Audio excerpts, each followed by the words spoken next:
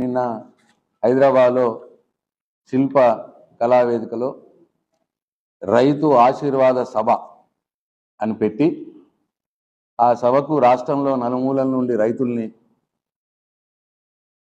పిలిపించుకొని ప్రజాధనంతో ప్రజల డబ్బుతో పిలిపించుకొని సభ పెట్టి తీరా చూస్తే ఏంటంటే సభ అంతా కేసీఆర్ని తిట్టుడు తప్పిస్తే ఇంకేం లేదు. కేసీఆర్ని తిట్టుడు, ఈ చారాన కోడికి బారాన మసాలా తిరిగా చేసేదేం లేదు, ఏం చేస్తాడో చెప్పేది లేదు.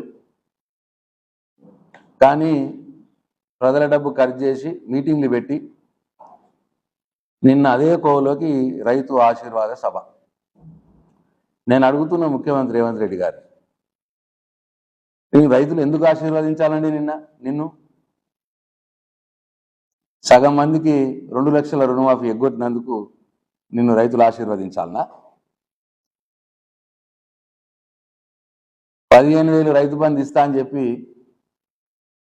3 సార్లు రైతు బంధు ఎగ్గొట్టినందుకు నిన్ను రైతులు ఆశీర్వదించాలనా?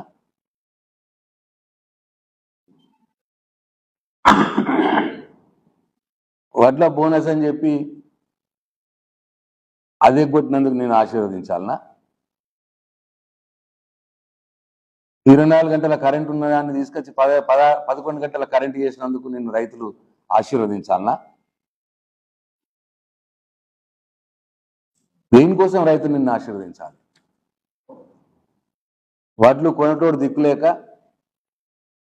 2 నెలలు కుప్పలకాడ వండుకొని 10 కిలోల తరుగు తీసేసుకున్నందుకు రైతులు నిన్ను ఆశీర్వదించాలనా?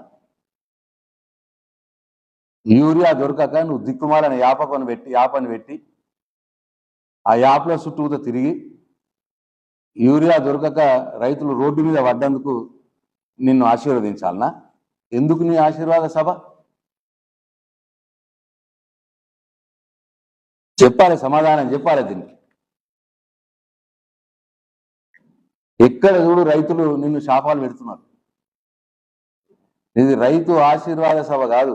అక్కడికి వచ్చిన రైతులు కూడా నిన్ను శాపనార్థాలు పెట్టింది. ఇది రైతు ఆశీర్వాద సభ కాదు, రైతుల శాపనార్థాల సభ తిరిగా మారిపోయింది అది నిన్ను నువ్వు పెట్టింది.